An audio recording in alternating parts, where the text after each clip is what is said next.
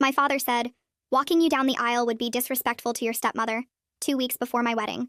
I was sitting in my childhood bedroom, looking at old photo albums when my father knocked on the door. I'd come over to pick up my grandmother's pearl necklace that I wanted to wear at my wedding. He sat down on the edge of my bed and told me he needed to talk to me about something important.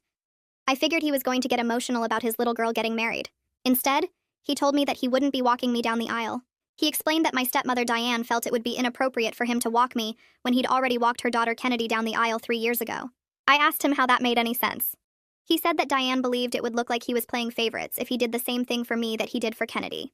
I reminded him that I was his actual biological daughter, and that Kennedy was his stepdaughter of 8 years. He said that biology didn't determine family, and that I needed to be more considerate of Diane's feelings. I asked him whose idea this really was. He admitted that Diane had brought it up, but that he agreed with her logic. I sat there trying to understand what I was hearing. My father had walked a woman's daughter from her first marriage down the aisle at her wedding, but refused to do the same for his own flesh and blood, because it might upset that same woman. I asked him if he understood how backwards that sounded. He told me I was being selfish and that marriage was about compromise. I said I wasn't married to Diane, so I didn't need to compromise with her. He said that comment was exactly the kind of attitude that made Diane feel unwelcome in our family. I wanted to scream that Diane had made me feel unwelcome in my own family for the past 8 years, but I knew it wouldn't matter. My father had chosen his side a long time ago. I took my grandmother's pearls and left without saying goodbye. When I got home, I told my fiancé Nathan what happened. He was furious on my behalf and offered to talk to my father man to man. I told him not to bother because my father's mind was made up. Nathan asked who I wanted to walk me down the aisle instead. I said I'd walk myself before I gave my father the satisfaction of seeing me beg. The next 2 weeks were torture. Diane called me 3 times to explain that she hoped I understood her position, and that she really did see me as family. I didn't answer. Kennedy texted me saying she'd heard what happened and that she thought her mom was being ridiculous, but that she didn't want to get involved. I didn't respond to her either. My father sent me an email that was clearly written by Diane saying that he loved me, and that he hoped I would come to see this as an opportunity to show my independence as a modern woman. I deleted it without finishing. The day of my wedding arrived and I felt strangely calm. My mother had passed away when I was 12, and I'd always imagined my father being there for the big moments she couldn't attend. But I'd learned to stop expecting things from him years ago. The ceremony was held at a vineyard outside of town. Nathan's family filled one side of the aisle, and my small collection of aunts and cousins and friends filled the other. My father and Diane and Kennedy sat in the second row, because I'd asked my aunt to make sure they weren't in the front. When the music started, I walked down the aisle alone. I kept my head high and my eyes on Nathan, waiting for me at the altar. I didn't look at my father. I didn't need to. The ceremony was beautiful, and Nathan cried when he said his vows, which made me cry too. After we were pronounced husband and wife, we walked back down the aisle together and everyone cheered. At the reception, my aunt gave a toast that made everyone laugh and then cry. Nathan's father gave a toast that welcomed me to their family with so much warmth that I almost lost it completely. Then it was time for the father-daughter dance. I'd removed it from the program weeks ago, but I hadn't told anyone except Nathan and the DJ. When the DJ announced that we'd be skipping to the bouquet toss, I watched my father's face from across the room. He looked confused, then hurt, then angry. Diane leaned over and whispered something in his ear. He stood up and walked toward me. I was standing with Nathan's mother when my father approached and asked why there was no father-daughter dance. I told him there was no father to dance with. He said that was cruel and unnecessary. I told him that walking your daughter down the aisle was a tradition, and he'd decided traditions didn't matter when they inconvenienced his wife, so I figured I'd apply the same logic. His face turned red and he opened his mouth to respond, but Nathan appeared beside me and asked if everything was all right. My father's mouth hung open mid-word when Nathan stepped closer to me. I felt Nathan's hand settle on the small of my back, warm and steady, and for a second everything in the reception hall seemed to pause. Then Nathan's brother Damon moved between us and my father, not aggressively but definitely intentional, creating a wall of person that made it clear the conversation was over. My father blinked at Damon like he couldn't quite process what was happening. The music kept playing somewhere behind us, and I could hear people laughing at one of the tables near the dance floor, completely unaware of the tension crackling in our little corner. Nathan leaned down close to my ear and asked quietly if I wanted to leave, if this was too much, if we should just go. His voice was gentle, but I could feel how tense his body was next to mine, ready to get me out of there if I said the word. I shook my head and told him no way, absolutely not, because I refused to let my father chase me out of my own wedding reception. Nathan squeezed my hand and nodded, then guided me away from where my father still stood looking shocked. Damon stayed put for another few seconds, just standing. A few guests near them pretended to be very interested in the cake options, while obviously listening to every word. I couldn't hear what they were saying, but I didn't need to. Diane was mad that her plan had backfired, and my father was probably trying to figure out how to salvage his image. My aunt materialized beside me so suddenly I almost jumped. She took my hand and squeezed it hard, her eyes bright, and told me she'd been waiting 8 years to see someone stand up to him like that. Her voice was fierce and proud, and it made my throat tight. She said Nathan was a keeper, and that she was glad I'd married someone with a spine. Unlike Sir, she said I'd embarrassed my father in front of everyone, and that's not how family treats each other. The words came out smooth and practiced like she'd rehearsed them on the walk over. I looked at her hand on my arm, and her face brightened for a second like she thought she'd won. Then I pulled my arm away and turned my back on her. I walked straight toward where Nathan's parents were standing near the bar. I didn't look back, but I felt Diane standing there behind me, probably trying to figure out what just happened. Nathan appeared at my side again, and his mother reached out to hug me without saying anything, just pulled me in and held on tight. My father and Diane left maybe 10 minutes later. They made a whole production of it too, gathering their things loudly and saying goodbyes to people near the door in voices that carried across the room. Several guests definitely noticed, and a few looked uncomfortable or confused. Kennedy didn't leave with them. She stayed in her seat at a corner table, hunched over a drink, looking like she wanted to sink through the floor. I saw her glance toward the exit when my father and Diane walked out. Then she looked down at her glass and didn't move. Freya came up beside me and linked her arm through mine without asking if I was okay or making a big deal of anything. She just announced in this bright, loud voice that it was time for the bouquet toss and started pulling me toward the middle of the dance floor. Suddenly, Nathan's cousins were there, and my friends from college and my aunt, all of them crowding around me with big smiles like we were going to have the best time. The DJ caught on quick and started playing upbeat music and calling all the single ladies to the floor. The energy in the room shifted so fast it almost gave me whiplash, from tense and awkward to fun and celebratory. The reception actually became joyful after my father left. It sounds terrible to say, but it's true. The whole room felt lighter, like someone had opened windows and let fresh air in. People laughed louder and danced more and stopped throwing worried glances at our family drama corner. Nathan's father found me during a slow song and asked if he could have this dance. We moved onto the floor together, and he told me he was honored to have me as a daughter, that his son had chosen well, that he could see I was strong and kind, and exactly the kind of person he'd hoped Nathan would find. His voice was thick with emotion, and his eyes were wet. I started crying a little, but they were good tears for once, the kind that come from feeling valued instead of rejected. He hugged me tight when the song ended and told me I always had a family with them, no matter what. I realized standing there in his arms that this was what having a supportive father figure felt like, this warmth and acceptance without conditions or scorekeeping. Kennedy approached me near the end of the night when I was saying goodbye to some of Nathan's relatives. She looked nervous and kept twisting her hands together. She said she needed to apologize for not speaking up sooner about her mother's behavior. Her voice was quiet and rushed, like she was afraid I'd walk away before she finished. She said she'd always been scared of Diane's reactions, that she'd learned to just go along to keep the peace. But watching me set boundaries tonight made her realize how messed up their whole dynamic was.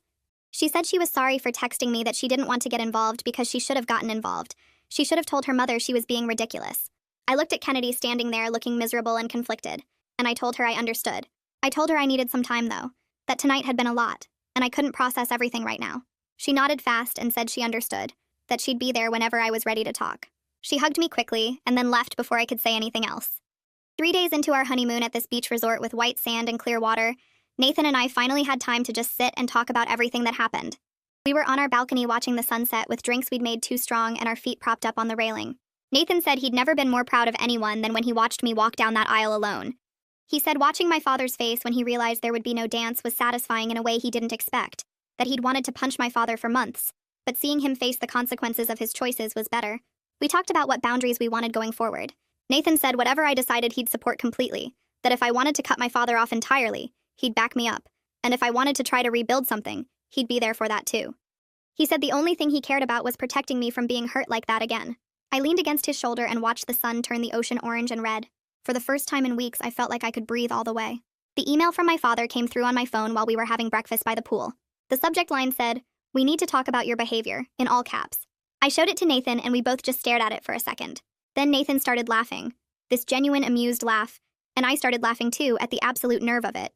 We sat there giggling like kids at the idea that my father thought he had any right to lecture me about behavior after everything he'd done. I deleted the email without reading past the first line that started with, "I'm very disappointed." Nathan flagged down a server and ordered us these fancy tropical drinks with fruit and umbrellas. We toasted to not letting my father invade our honeymoon, and I felt lighter than I had in weeks, maybe months. The rest of that day we swam and ate too much food and didn't check our phones once. When we got home from the honeymoon, there were 2 letters waiting in our mailbox. Both had my father's return address, and the second one had urgent, written across the front in red marker. Nathan pulled them out and held them up, asking if I wanted him to just throw them away without opening them. Part of me wanted to say yes, but I told him I should probably read them, that I needed to know what I was dealing with. We sat on our couch and I opened them one at a time. The first letter said I'd caused a scene at my wedding by removing the father-daughter dance without telling anyone. It said I'd disrespected Diane and made the whole event about my hurt feelings instead of celebrating marriage. The second letter was longer and angrier. It said I was manipulated by Nathan and that I'd changed since getting engaged. It said Diane was heartbroken by my behavior, and that I owed her an apology. Both letters ended with demands that I call him immediately to discuss this like adults. I read them out loud to Nathan, and his jaw got tighter with each sentence. I got out my laptop and sat at our kitchen table. Nathan pulled up a chair beside me, and we started writing a response together.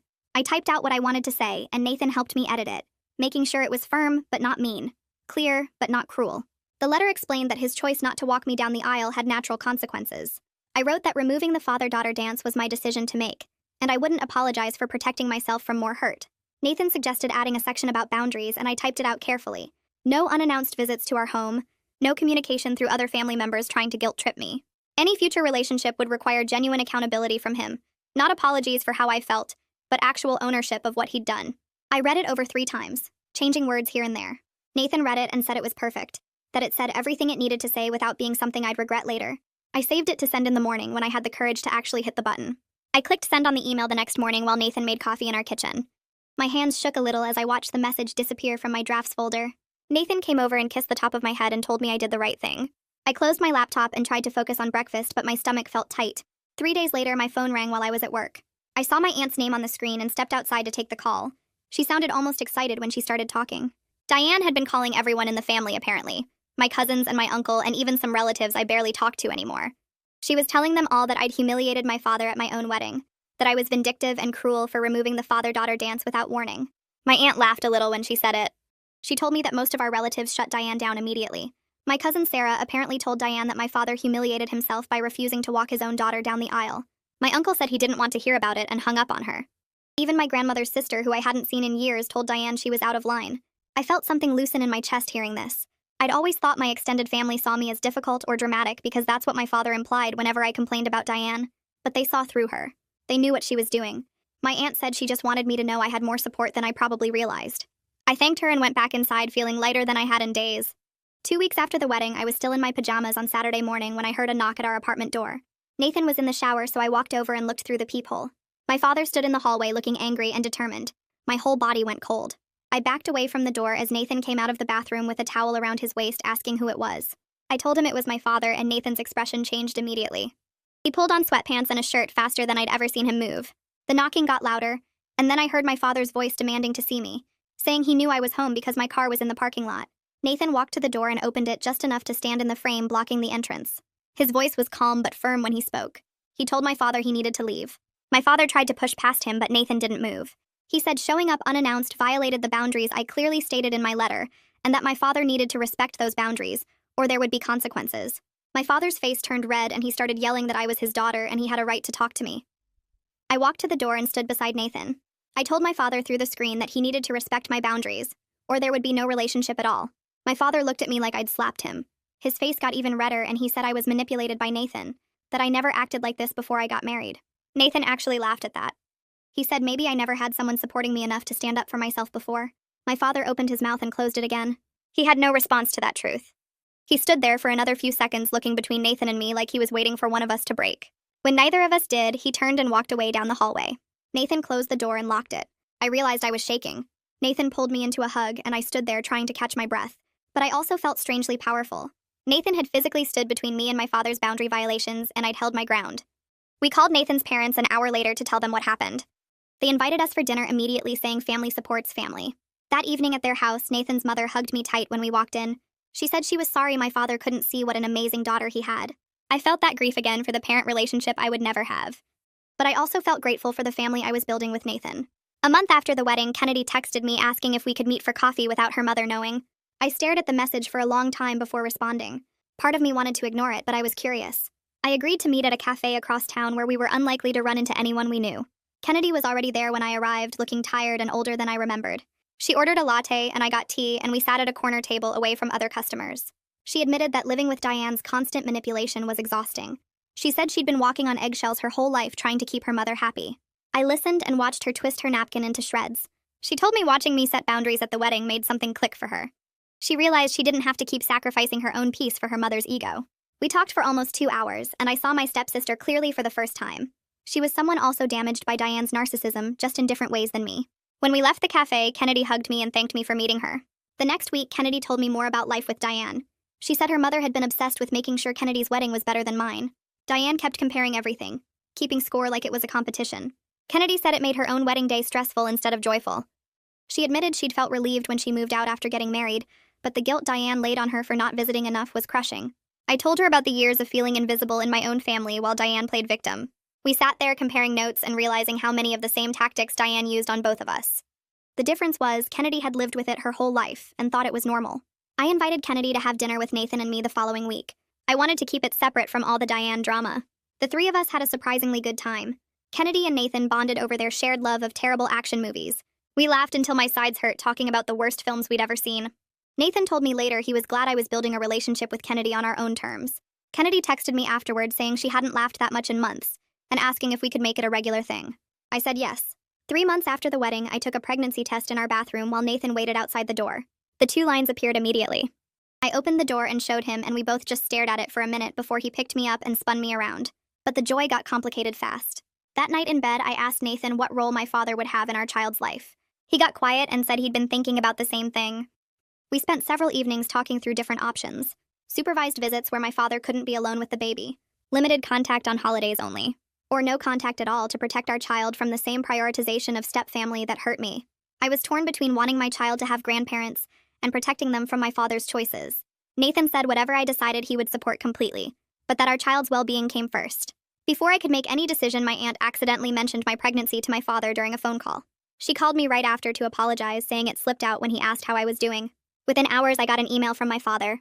The subject line said congratulations in all caps. I opened it and felt my blood pressure spike as I read. He assumed he would be an involved grandfather.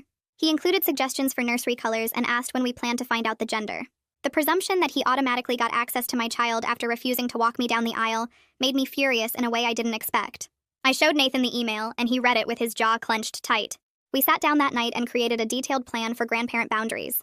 Any relationship with our child would require genuine accountability from my father first. Real apology, not just sorry for how I felt. Acknowledgement of what he'd actually done wrong. Commitment to treating me with respect going forward. I drafted an email explaining that being a grandparent was a privilege earned through respect and healthy relationships, not an automatic right. I wrote that I would not expose my child to someone who couldn't prioritize their own daughter's feelings. The email sat in my drafts for 2 days while I tweaked the wording. I sent it to Freya to read over. She called me immediately and said it was perfect. She said I was protecting my child the way I wished someone had protected me from Diane's influence all those years.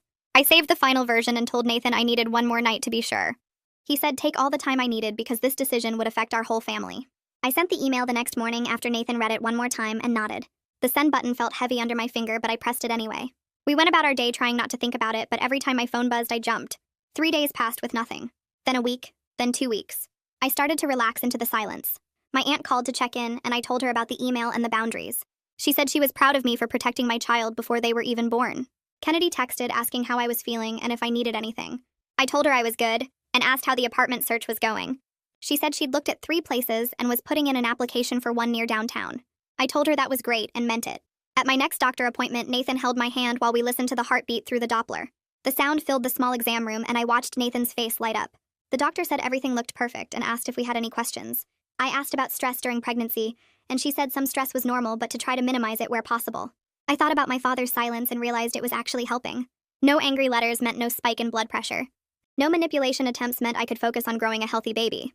The doctor scheduled our anatomy scan for the following month and said we could find out the gender then if we wanted. Nathan squeezed my hand, and I squeezed back. The letter arrived on a Tuesday afternoon. I recognized my father's handwriting on the envelope, and my stomach clenched. I set it on the kitchen counter and stared at it for 10 minutes before opening it. Nathan came home from work and found me still standing there. He asked if I wanted him to read it first. I shook my head and opened it. The letter was 2 pages long. My father started by saying he was sorry I was hurt by his decision about the wedding. He said he never intended to cause me pain. Then he said that Diane's feelings had to be considered too, because they were married, and that's what marriage meant. He wrote that he hoped I could understand his position now that I was married myself. He said he was excited to be a grandfather and asked when the baby was due. He suggested we could work out a visitation schedule that worked for everyone. The last paragraph said he hoped I could move past this for the baby's sake, because family was important. I read it twice to make sure I understood what I was reading. Then I handed it to Nathan. He read it standing next to me at the counter. When he finished, he looked at me and asked if I saw it too. I asked what he meant. He pointed to the second paragraph and said my father was apologizing for my feelings, not his actions. He said there was no actual acknowledgement of what he'd done wrong. No understanding of why walking Diane's daughter down the aisle but refusing to walk me was hurtful. No accountability for choosing his wife's comfort over his daughter's wedding. Just sorry you feel that way, and let's move forward because I want access to your baby. I felt something shift in my chest. Nathan was right. This wasn't an apology. This was my father trying to use my child as leverage to avoid actually dealing with what he'd done. I sat down at the kitchen table and opened my laptop. Nathan asked what I was doing. I said I was writing back one more time to make things absolutely clear. He pulled up a chair next to me and put his hand on my shoulder while I typed. I wrote that I appreciated him reaching out, but that his letter confirmed what I already knew. I wrote that apologizing for how I felt was not the same as apologizing for what he did. I wrote that until he could acknowledge that refusing to walk his biological daughter down the aisle while walking his stepdaughter was wrong, we had nothing to discuss. I wrote that being a grandparent was a privilege earned through respect and healthy relationships. I wrote that if he couldn't prioritize his daughter, then he wouldn't have access to his grandchild. I wrote that I would not negotiate on this boundary, and that the decision was entirely his to make. The email sat in my drafts for 3 days. I read it every morning and every night. I changed a few words. I deleted a sentence and added it back. Nathan asked if I was sure, and I said no, but I was doing it anyway. On the third night, I read it one more time with Nathan sitting beside me. He asked if I meant every word. I said yes. He said then send it. I clicked send and closed the laptop. We sat there in the quiet of our kitchen, and I waited to feel something. Regret maybe, or fear. Instead, I just felt tired. Nathan asked if I was okay. I said I didn't know yet, but I would be. Weeks went by with no response. My inbox stayed empty of emails from my father. No letters arrived in the mail. Kennedy called me one afternoon while I was folding laundry. She said she needed to tell me something. I asked what. She said Diane had been ranting for days about being excluded from the pregnancy. She said my father mostly stayed quiet during these rants, but that he looked sad. She said she thought he wanted to reach out, but didn't know how without admitting Diane was wrong. I asked Kennedy how she was doing. She said she'd signed the lease on her apartment and was moving out next weekend. She asked if Nathan and I could help her move. I said yes without hesitating. My pregnancy progressed into the 4th month without the constant stress of my father's manipulation. My doctor commented that my blood pressure was excellent. I started showing enough that strangers could tell I was pregnant. Nathan's mother called every week to check in and ask how I was feeling. She never mentioned my father. She never asked if we'd heard from him. She just asked about me and the baby and if we needed anything. At my anatomy scan, we found out we were having a girl. Nathan cried in the exam room while the technician printed pictures. I cried too, but for different reasons. I was happy about the baby, but sad that my father was missing this. Then I reminded myself that he was choosing to miss it. Nathan's parents invited us over for dinner the following Saturday. We drove to their house in the suburbs, and Nathan's mother answered the door with a huge smile. She hugged me carefully and asked how I was feeling. I said good and meant it. Nathan's father gave Nathan a hug and shook my hand, then pulled me into a hug too. We sat down to eat, and halfway through dinner, Nathan's mother cleared her throat. She said they had something they wanted to share with us. Nathan's father smiled and said they'd been working on a project. Nathan asked what kind of project. His mother said they were converting their guest room into a nursery for when we visited with the baby. She pulled out paint samples from her purse and spread them on the table. She asked which colors I liked best. I stared at the samples and felt my throat get tight. She was asking my opinion. She was including me in decisions about my child. She was treating me like I was truly her daughter. I pointed to a soft yellow and said I liked that one. She smiled and said that was her favorite too. Nathan's father said they'd already ordered a crib and changing table. He said they wanted us to feel comfortable bringing the baby over anytime. Nathan reached under the table and took my hand. I squeezed it hard. The contrast between this warm inclusion and my father's absence hit me like a physical thing. But sitting there with Nathan's parents planning for our daughter, I realized something. Chosen family could be just as real as blood. Maybe more real because it was based on actual care instead of obligation. Kennedy and I met for coffee the next week to plan the baby shower. She brought a notebook full of ideas and was genuinely excited. We picked a date 6 weeks out and started making a guest list. She asked if I wanted to do a theme. I said not really. She said okay, and wrote down no theme. We talked about food and games and decorations. She mentioned she'd moved into her apartment over the weekend. I asked how it felt. She said weird but good. She said Diane had called her 4 times already trying to guilt her into coming back. I asked if she was going to. She said no. She said living on her own was the first time she'd felt like she could breathe in years. I told her I was proud of her. She looked surprised, then smiled. The baby shower happened on a sunny Saturday in May. Kennedy had rented a small event space and decorated it with yellow and white balloons. Nathan's whole family came. My aunt drove in from 2 hours away. Freya brought her new boyfriend. My cousins came with their kids. Kennedy greeted everyone at the door and directed them to the food table. I sat in a chair that Kennedy had decorated with ribbons and opened presents. Baby clothes and blankets and books and toys piled up around me. Nathan's mother had bought us a stroller. My aunt gave me my mother's baby blanket that she'd been keeping safe. Freya got us a year's supply of diapers and said she'd calculated how many we'd need. Kennedy's gift was last. She'd made a photo album with pictures of us from when we were younger. Before Diane. Before everything got complicated. I hugged her and she hugged me back hard. No one mentioned my father. But I caught Nathan's mother watching me during the gift opening with kind understanding in her eyes. She knew what it meant to celebrate without certain family members. She knew the bittersweet nature of joy mixed with loss. When the party wound down and people started leaving, she helped me pack up the gifts. She asked if I was okay. I said yes, and I meant it. I was surrounded by people who actually showed up for me. People who celebrated without conditions. People who loved without keeping score. That was worth more than blood relation. That was real family. At 7 months pregnant, I got one more letter from my father. I knew it was from him before I opened it because of the handwriting on the envelope. But this handwriting was different. Shaky. Some words were darker than others, like he'd pressed too hard. I opened it sitting on the couch with my feet up. The letter was short, just 1 page. My father wrote that he missed me. He wrote that he wished things were different. He wrote that he didn't know how to fix this without betraying Diane. He wrote that he hoped I was healthy, and that the baby was healthy. He wrote that he thought about me every day. The sentences trailed off in places like he'd lost his train of thought. There was no mention of the wedding. No acknowledgement of what he'd done. Just honest admission that he was choosing Diane over me and couldn't figure out how to do anything else. I read the letter 3 times. The honesty was almost worse than the manipulation. At least manipulation meant he was trying to get something. This was just resignation. This was him saying he knew he was wrong, but he was going to keep being wrong anyway. I filed the letter in a folder with all the others. Then I went back to folding tiny baby clothes and preparing for my daughter's arrival. Nathan came home and asked if I was okay.